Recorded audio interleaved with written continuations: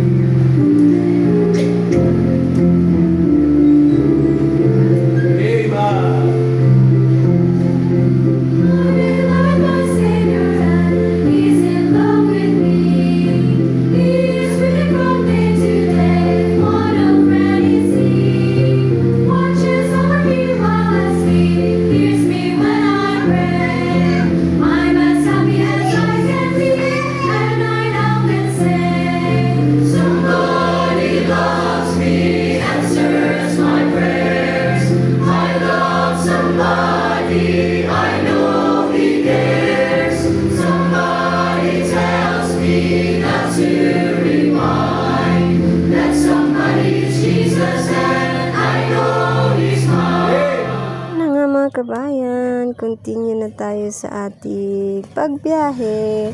Nagdala kami ng payong kasi makulimlim yung panahon. Baka abutan kami ng ulan sa daan.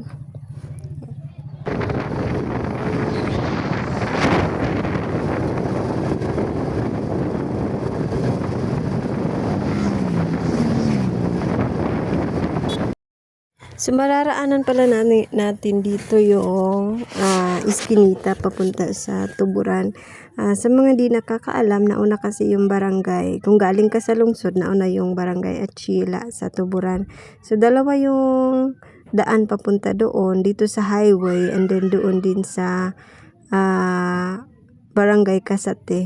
So ito yung highway, mga kabayan, papuntang papuntang Talibon, or may madadaanan din yung papunta sa Tagbilaran. So ayan, yan yung Iskinita. Yan yung Iskinita papunta sa Tuburan. Yan, mga kabayan.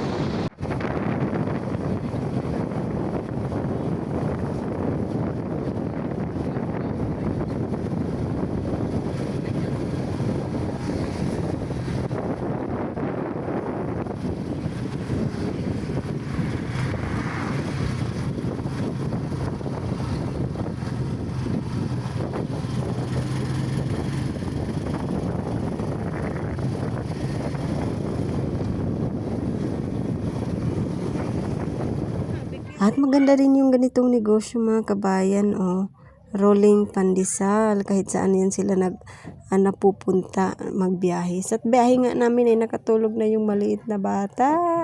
Ang ganda ng tulog niya dyan dahil sobrang mahangin.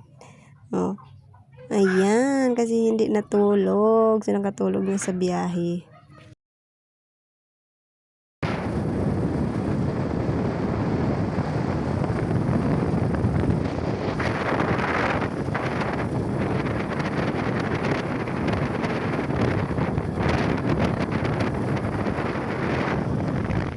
So ayan na nga, mga kabayan, nandito na kami, and ito na nga yung machine, indoor roller. So need ng mga kabayan, need ng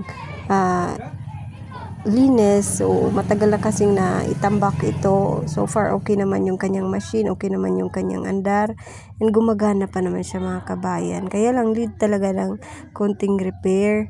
So okay pa naman yung kanyang rolling pin ba, yung parang rolling pin niya, okay na okay siya, mga kabayan. Ganyan lang talaga yung itsura.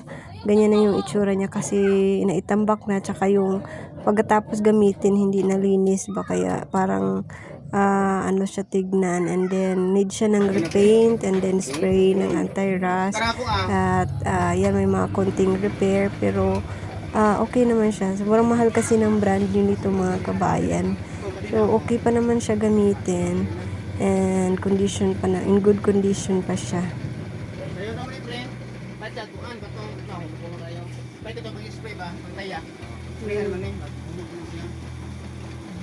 Kana gol imo nang pagputan. Tanggi ko na ang motor, mahal na motor ha. Pay ko kasi timid natin. Brand new ko. After namin ng Trinidad ay bumalik kami dito sa lungsod ng Ubay para mamili ng mga ingredients na gagamitin namin. So yun, at nabili nga ako ng gatas, thankful kay Loloy, at binilhan niya ako ng, ito yung Valentine's gift niya sa akin, gatas. Gatas tsaka tinapay. Ayan, ito yung nagpapakilig sa akin ngayon, mga kabayan. And thank you sa pag-provide ng aking needs. Thank you sa aking gwapong asawa. Char. Bitaw, mga kabayan, bumili kami ng ingredients.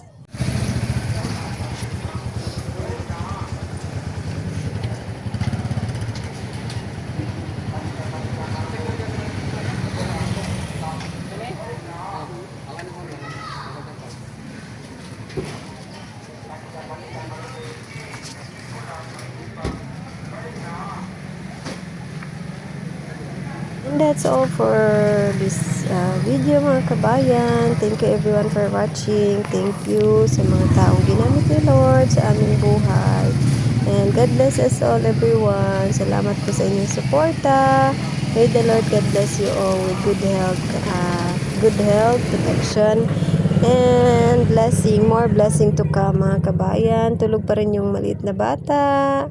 Thank you for watching. God bless us all everyone. Salamat ng marami. Thank you po.